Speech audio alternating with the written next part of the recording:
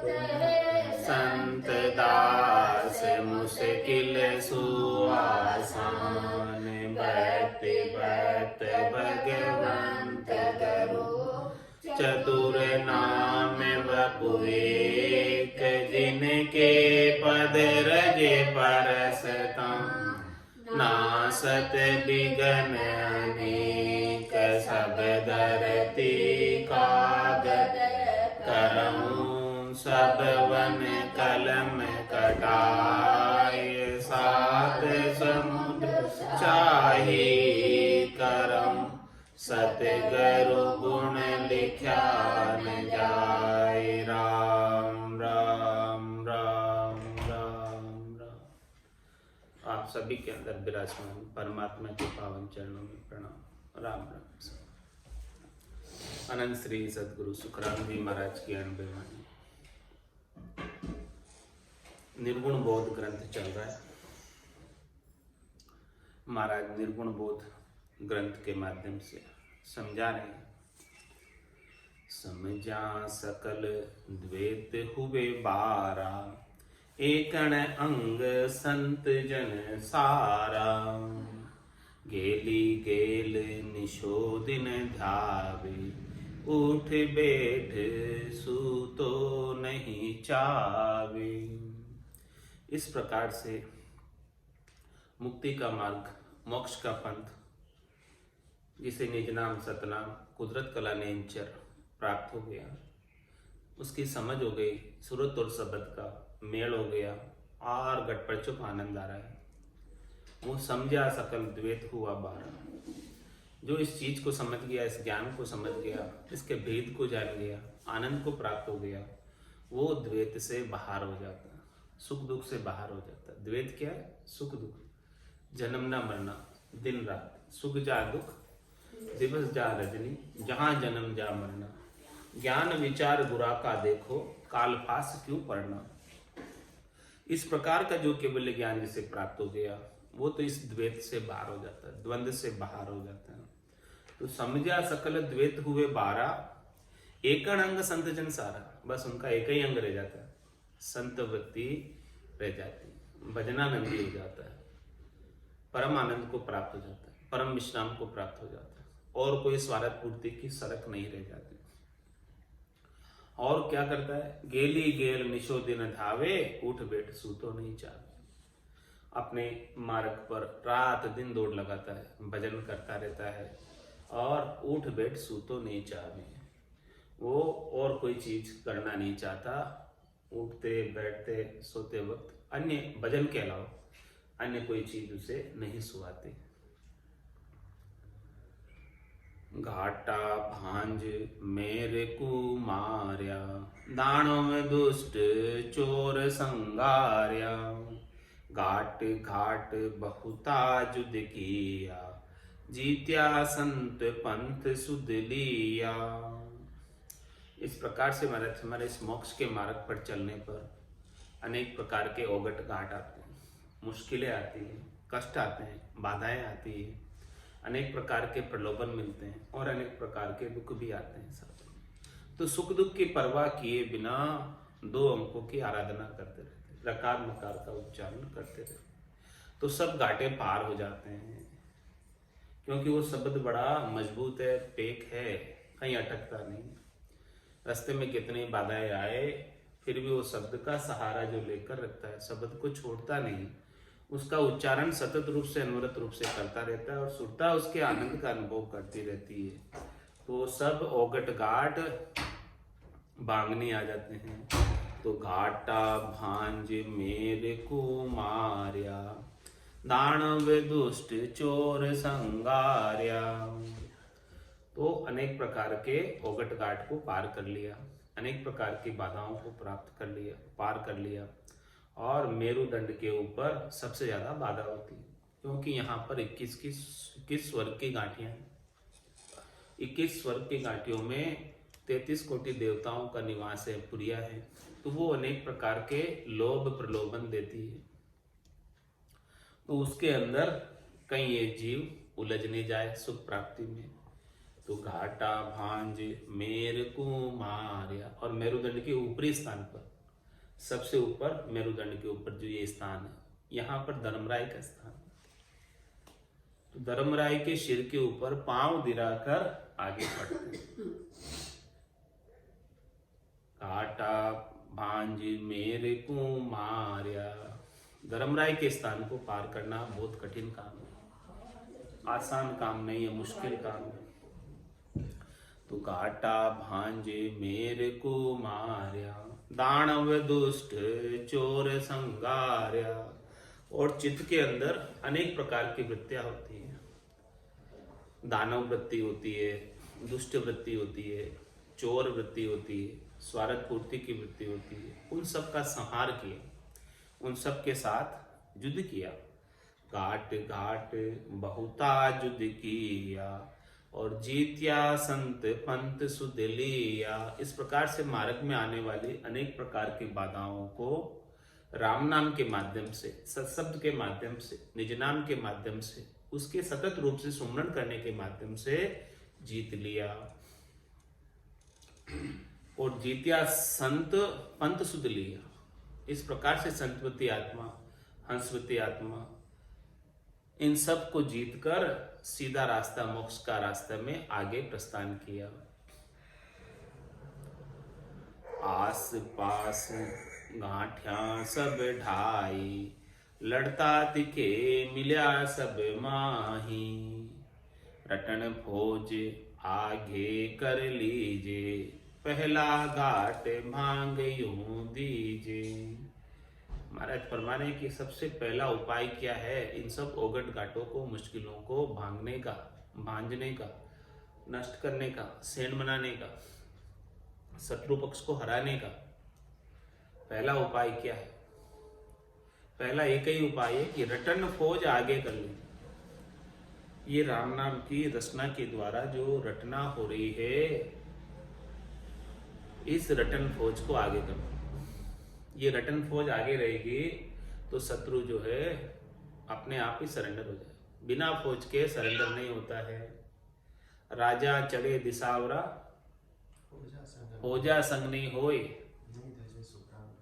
नहीं दूजे सुखराम के पावा पड़े न कोई। ऐसी बात है महाराज। कोई राजा हो भले कितना ही बड़ा, लेकिन उसके संग फौज नहीं हो तो दुश्मन जो है धुसता नहीं, सरेंडर नहीं होता। तो कौन सी फौजें महाराज आगे करने की कह रहे हैं? रटन फौज आगे कर लीजिए।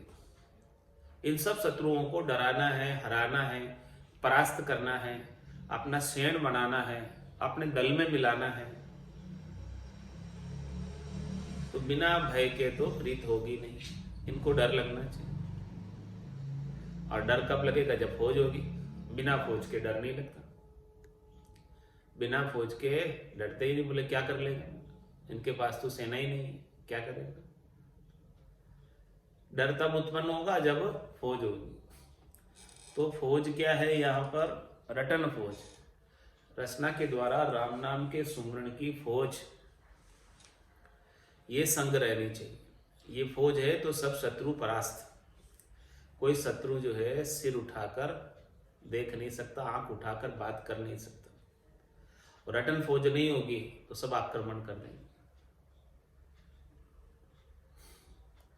तो महाराज फरमा रहे रटन फौज आगे कर लीजे, पहला घाट भांज यूं दीजे। तो इस प्रकार से आसपास की जितनी भी गांठियां हैं मेरुदंड की, स्वर्ग की 21, उन सब घाटियों का छेदन रटन फौज से ही होगा। इसके बिना तो वहां पर इतने लोभ, लालच, प्रलोभन मिलते हैं कि जीव फिसल जाता है उसमें। और लड़ता तक के मिल्या सब माही। इस प्रकार से फौज होगी आपके पास और इस फौज से युद्ध करोगे, लड़ाई करोगे। तो जैसे ही इस फौज के संग लड़ाई करेंगे तो सब सरेंडर होकर आपके दल में मिल जाएंगे, आपसे संधि का प्रस्ताव लेकर आ जाएंगे कि अब हम नहीं लड़ सकते, हम तो अब संधि कर लेते हैं। आपके सैन्य बन जाएंगे, फेवर में आ जाएंगे। जो विपक्ष था वो पक्ष में आ जाएगा। दूजे घाट चाल सिर आया, गेब फौज निशान गुराया। दूजे सकल भूमिया थिर के, हुए है आगा पाछा सिर के। वह पहला भेद क्या है, पहला रहस्य क्या है इन सब शत्रुओं को हराने का? इस रचना से रटना करना, ओंकार बिंद से रटना करना, मध्यमा वाणी में श्वास और उश्वास में रकार और मकार का रचना और कागल्या से सतत रूप से उच्चारण करते हैं। तो इससे सारे शत्रु को हराने का पहला मंत्र है, ये पहला गुर है। ये गुर आ गया, सीख लिया और रटना चलती रहती है तो कोई शत्रु आक्रमण नहीं कर सकता। दूजे घाट चाल सिर आया, गेब फौज निशान गुराया। महाराज में दूसरा और इससे बड़ा अस्त्र है। ये तो पहला अस्त्र है, दूसरा अस्त्र क्या है कि गेब फौज निशान गुर्राया। जो ये निज नाम की फौज है, इसका निशान भगत निशान अडिगले रोपिया गुरिया है अनाहत बाजा। जो अनाहत के बाजे गर्जना कर रहे हैं वो गेब फौज निशान गुराया है, वो गेबव फौज है। वो ध्वनि जो हो रही है, सिंधु राग जो बज रही है, गेबव बज रही है और वो सुरापा उत्पन्न कर रही है, वो मजबूती उत्पन्न कर रही है, वो सूरवीरता को दिलाती है, वो सूरवीरता को प्राप्त कराती है। जो सूरवीर होता है उसके अंदर जब सिंधु राग बजती है तो अपना सब भान भूलकर युद्ध के मैदान में शत्रु को परास्त करने के लिए आगे बढ़ जाता है और अनेक शत्रुओं का सफाया कर देता है। तो महाराज फरमाने ये सिंधु राग जो है, गेब फौज निज नाम की दुनियात्मक शब्द की धुनी है। दूजे घाट चाल सिर आया, गेब फौज निशान गुर्राया। तो जब ये गेबव फौज के निशान गर्जना करते हैं, दुनियात्मक शब्द गर्जना करता है, तो धूजे सकल भूमिया थिर के, हुए है आघा पाछा सर के। जब ऐसी सिंधु राग बजती है, युद्ध के मैदान के अंदर जब ऐसी बिगुल होता है, ऐसी ध्वनि होती है, तो धूजे सकल भूमिया थिर के, सब थरकने लगते हैं, सब में कंपन पैदा हो जाता है, सब धूजने लगते हैं। क्योंकि हुए है आगा पाछा सर के, जो कमजोर होते हैं, कायर होते हैं, वो तो आगे पीछे से रखने लग जाते हैं, अपना रास्ता अपनी गली ढूंढने लग जाते हैं, अवन्यू ढूंढने लग जाते हैं कि किधर से बच के निकलूं मैं। क्योंकि अब ये तो शूरवीरता के साथ हमारा सबका दमन ही कर देगा, परास्ती कर देगा, हमें जिंदा नहीं रखेगा। तो महाराज हमारे अपनी जितनी भी चित्त की, मन की, बुद्धि की वृत्तियां है, खोटी वृत्तियां थी, वो सब कंपायमान हो गई, उन सबको डर पैदा हो गया भीतर ही भीतर में कि अब हमारा जाने का समय आ गया। क्योंकि अब दो चीजें जबरदस्त आ गई, एक तो रटना और दूसरा है ध्वन्यात्मक शब्द। दो चीज जब जबरदस्त आ गई तो अब हम इनके सामने टिक नहीं पाएंगे, हम इनसे मुकाबला कर नहीं पाएंगे। ये दोनों बहुत जबरदस्त चीजें हैं। तो धूजे सकल भूमिया थिर के, इस प्रकार से सब जगह थिरकने लग जाते हैं, कंपन होने लग जाता है इनको, सब कंपित होकर भागने का प्रयास करते हैं। हुए है आगा पाछा सिर के, आगे पीछे सिरक जाते हैं, इधर उधर निकलने का प्रयास करते हैं, कैसे कैसे बच के चले जाए कहीं। तीजे घाट राड भई भारी, जूझे सकल नगर नर नारी। जब सिद्ध संत सूर दिराया, चढ़ी जोध भेलू घड़ काया। महाराज फरमा रहे हैं इस प्रकार से पहली घाट तो यहाँ पर कंठकमल पर रटना है। दूसरा घाट महाराज ने बताया कि हृदय, नाभि और ये मेरुदंड तक, ये सारे स्थान जहाँ ध्वन्यात्मक शब्द नाभि से आरंभ हो जाता है और ये त्रिकुटी तक आरंभ ही रहता है नाद का, और फिर आगे दूसरी ध्वनि खुलती है। तो तीसरा घाट पर आ गए। अब तीसरा घाट कहाँ है? ये त्रिकुटी, तीसरा घाट। ये त्रिकुटी का 12 अंगुल का एरिया तीसरा घाट है। तो तीजे घाट राड भई भारी, यहाँ पर बहुत राड होती है, यहाँ पर बहुत युद्ध होता है, यहाँ पर बहुत लड़ाई होती है, क्योंकि जूझे सकल नगर नर नारी, यहाँ पर सारे नगर के, इस त्रिवेणी शहर के नर नारी सब लड़ाई करते हैं। यहाँ पांचों विषयों का सुख प्राप्त होता है। यहाँ पर अनेक प्रकार के ज्योत उजाले प्रकाश दिखाई देते हैं। जब सिद्ध संत सूर दिराया, चढ़ी जोध भेलू गढ़ काया। तब महाराज हमारे सिद्ध संत सूर दिराया। सूर दिराने का मतलब सूरवीरता कराई। क्या कराई सूरवीरता? क्या याद दिलाया कि भाई अभी तुम नीचे ही हो, ऊपर नहीं पहुंचे। अभी तो ब्रह्मांड के एरिया में हो, खंड पिंड को पार किया। अभी चौथा देश तो दूरा है, संतों का देश, रामजनों का देश दूरा है। अभी देश दूर है, वहां पयान करना है तुमको। तो यहाँ अटक जाओगे तो काम होने वाला नहीं। तो इसके लिए सुराप्य के साथ भजन करते रहो। ये सारी चीजें यहाँ पर बरत रही है त्रिकुटी के अंदर। अनेक प्रकार के ज्योत उजाले दिखाई दे रहे हैं और अनेक प्रकार के विषयों के सुख भी प्राप्त हो रहे हैं यहाँ पर बिनाई की। तो महाराज फरमा रहे हैं कि इन सब में अटकना नहीं, इन सब को सुख लेने में मत लग जाना। यही सुख लेने में लग गए और भजन छोड़ दिया। यहाँ पर ध्यानस्थ वृत्ति बन जाती है, ध्यान समाधि लग जाती है, और ध्यानस्थ वृत्ति बनने में फिर बाद में भजन छूट जाता है। तो महाराज फरमा रहे हैं कि जब सिद्ध संत सूर दिराया, इस प्रकार से सूरवीरता उत्पन्न की वापस यहाँ पर। कैसी सूरवीरता उत्पन्न की? जैसी प्रीत लगी थी आदू, प्रेम पीड़ पतमाई, ऐसा हुआ आणिया दुखिया, उल्टी विरह जगाई। वापस यहाँ आकर सूरवीरता के साथ विरह उत्पन्न होती है, तब जाके ये बजरपोड़ पार होती है, भंवर गुफा पार होती है, त्रिकुटी पार होती है। इसके बिना ये त्रिकुटी पार होती है, क्योंकि यहाँ आकर सातों सुर फैल जाते हैं। सातों सुर त्रिकुटी में अपना सुख लेने में लग जाते हैं। हालांकि ये सुख घटपटों का भीतर का है, लेकिन उस समय ये भजन को छोड़कर चित्त आनंद लेने में, भजन का घटपटों का लेने में लग जाता है। तो महाराज फरमा रहे हैं कि ये आनंद अभी पूर्ण आनंद नहीं है, आनंद तो इसके आगे मिलेगा। तो यही पूर्णता की स्थिति को मानकर भजन करना मत छोड़ देना। तो इस प्रकार से सूरवीरता से वापस याद दिलाया जाता है। जब सिद्ध संत सूर दिराया, ऐसी सूरवीरता हो पाई जाती है कि भी आपका देश अभी दूर है, आपको और आगे जाना है।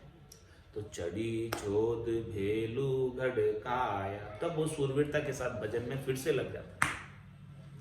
लगकर जोधा सूरवीर, सामंत सूरवीर चढ़ाई करता है। चढ़ी जोध भेलू गढ़ काया, ये काया रूपी गढ़ को पार किया, खंड पिंड ब्रह्मांड को पार किया, ब्रह्मांड के एरिया त्रिकुटी के एरिया को पार करके और आगे बढ़ गए। मन चित पवन सूरत गह लिया, छेद पयाल पिछम को दिया, ब्रह्म जोग क्रिया में सब भाकू, भक्ति जोग हृदय धर राखू। मार्ग में किन किन को संग लिया इस मार्ग पर चलने के लिए? मोक्ष का मार्ग है। मन चित्त पवन सुरत गए लिया, मन को संग किया, चित्त को संग किया, श्वासों को संग किया, सुरता यानी अपने ध्यान को संग किया, और छेद पयाल पिछम को दिया, और पयाल के सातों लोक है, पयाल के नीचे के पाताल के, उन सब का छेदन किया और पिछम का रास्ता पकड़ा। ये सारी जो क्रिया है ब्रह्म योग की क्रिया है, ब्रह्म से मिलने की क्रिया है। ये सारा माइलस्टोन प्रक्रिया बता रहे हैं, ये सब ब्रह्म से मिलन की है। ब्रह्म जोग क्रिया में सब भाकू, पूरा विस्तार से मैं इस ब्रह्म से मिलने की विधि का वर्णन कर रहा हूँ। इसमें कैसे कैसे करना है सारा बता रहा हूँ, खोल खोल कर एक एक चीज। साधना किस प्रकार से करनी है, कहाँ क्या क्या ध्यान रखना है, कहाँ क्या क्या औगट घाटे आएंगे, किसमें उलझना नहीं है, ये सारी बातें मैं विस्तार से समझा रहा हूँ। ब्रह्म जोग क्रिया में सब भाकूं, भक्ति जोग हृदय धर राखूं। इस प्रकार से ये भक्ति का योग, परमात्मा से मिलने का योग, प्रेमा भक्ति का योग हृदय में धर कर रखता हूँ, हृदय से प्रेम करता हूँ, भीतर से प्रेम करता हूँ। बाहर से केवल वचनों का ज्ञान नहीं है, दिखावे का ज्ञान नहीं है, ये भीतर की बात है। तो ये भीतर की बात का भेद कब मिलेगा? महाराज फरमाने, दसदा भगत भेद यूं लीजे, आन देव बदला में दीजे। भांजी भोम पटा सब लिया, हरिजन राज एक को दिया।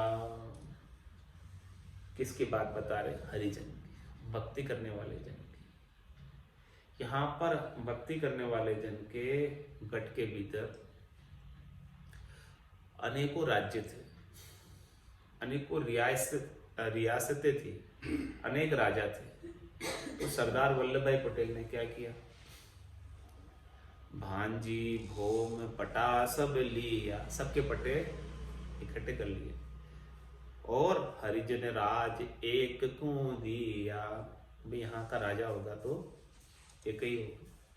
अलग अलग राज्य होने की प्रथा को समाप्त कर इसी हाँ, अलग अलग रियासत बनाकर अलग अलग जगह अपना अपना राज चला रहे थे। तो उन सब को जो है भांजी भोम पटा सबके पट्टे जब्त कर लिए। सब भूमिया बने हुए थे, सब राजा बने हुए थे। कौन? मन है, बुद्धि है, चित्त है, अहंकार है, चित्त की अनेक प्रकार की वृत्तियां है, ये सब राजा बने हुए थे।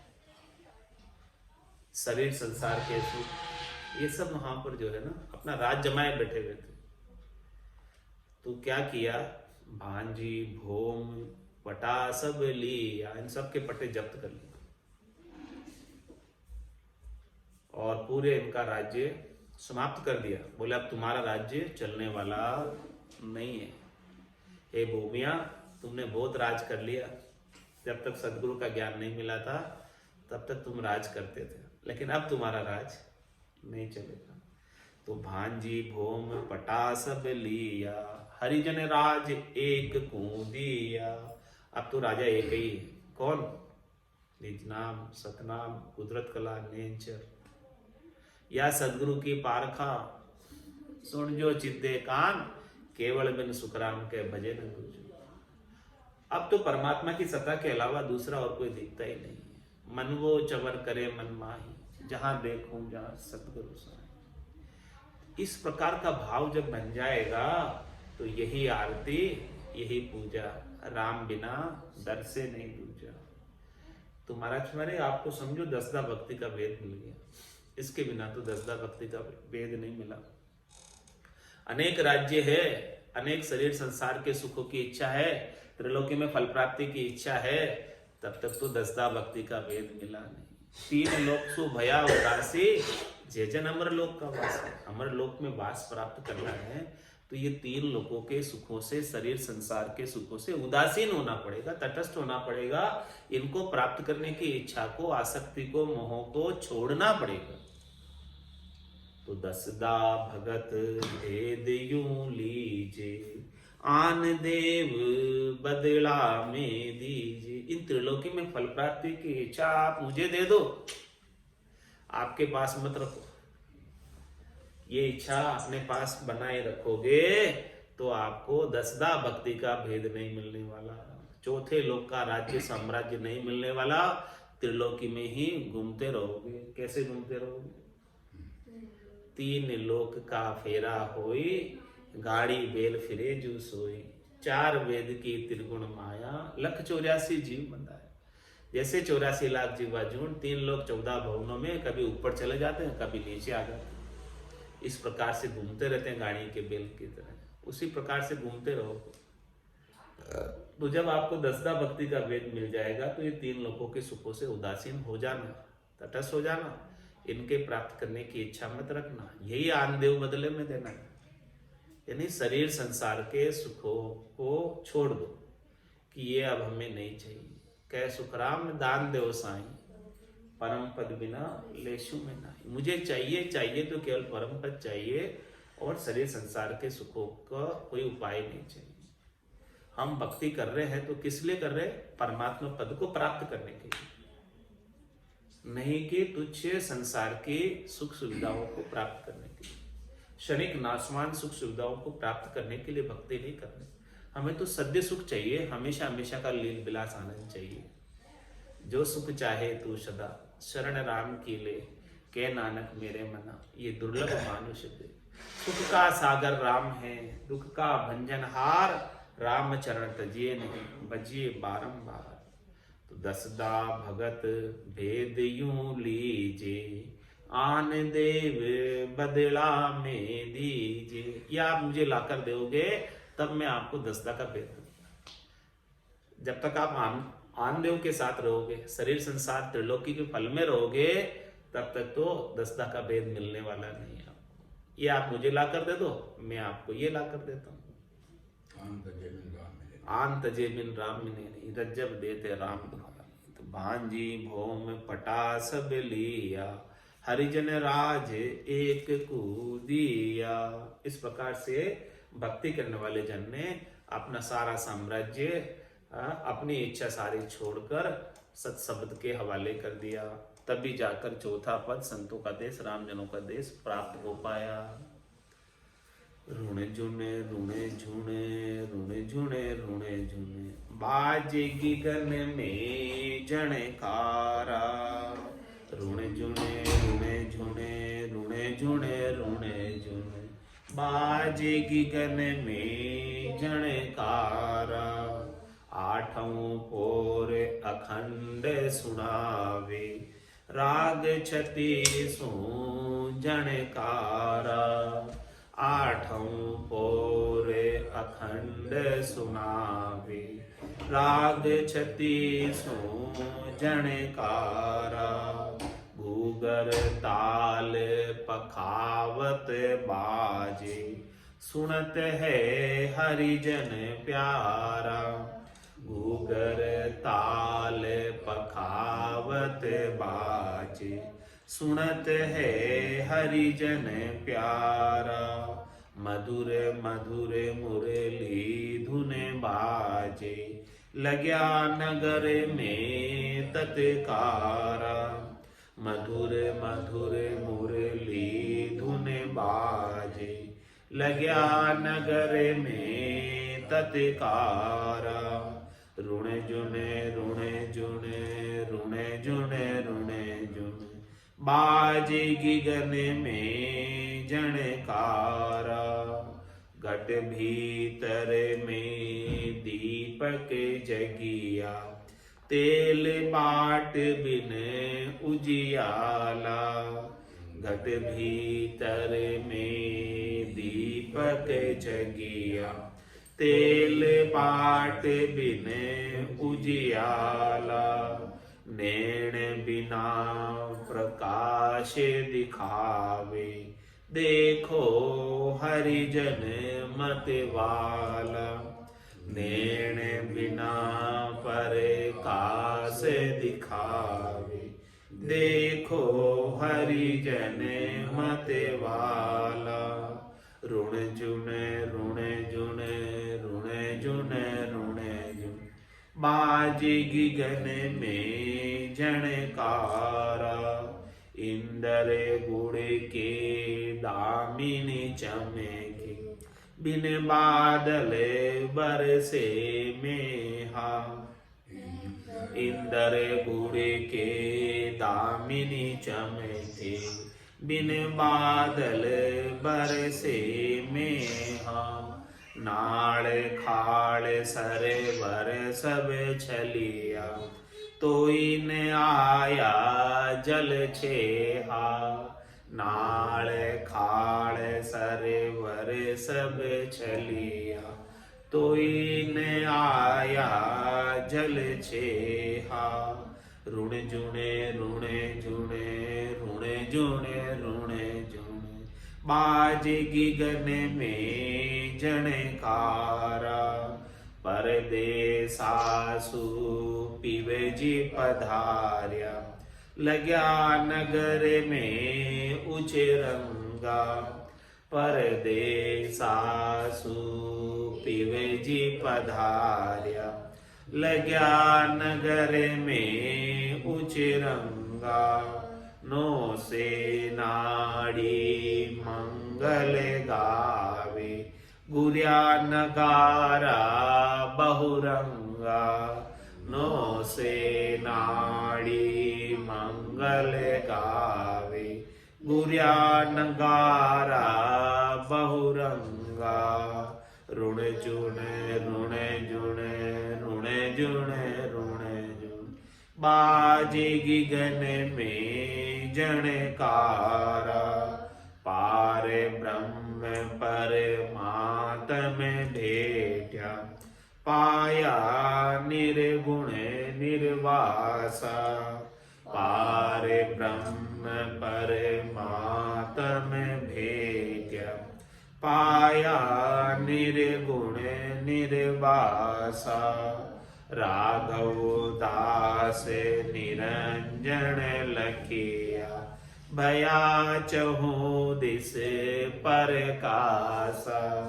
राघव दास निरंजन लखिया, भया चहु दिस परकासा।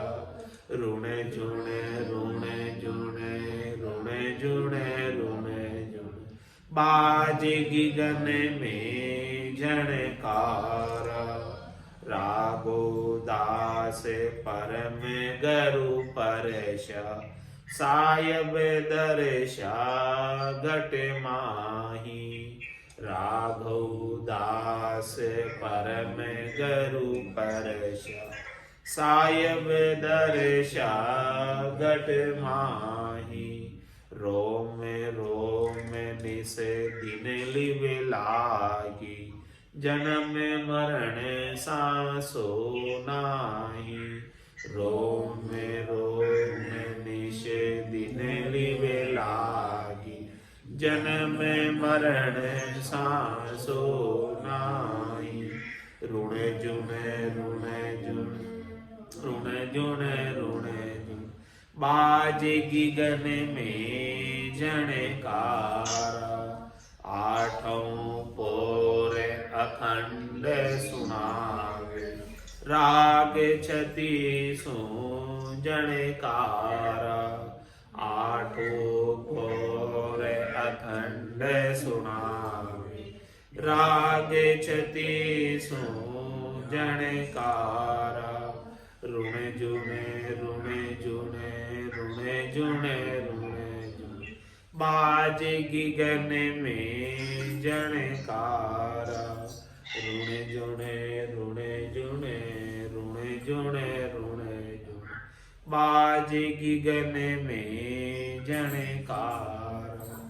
बोलो राम सद्गुरु देव जी महाराज परम दयाल सद्गुरु सुखराम जी महाराज ने, अनंत श्री सद्गुरु सुखराम जी महाराज के ज्ञान सस्वरूप भगवान दिन्य हो केवली भगवंता ने, जीवा तारण जहाज ने, मोक्ष के मालिका ने, अनंत कोटि संतान राम सभा में राम राम राम राम सा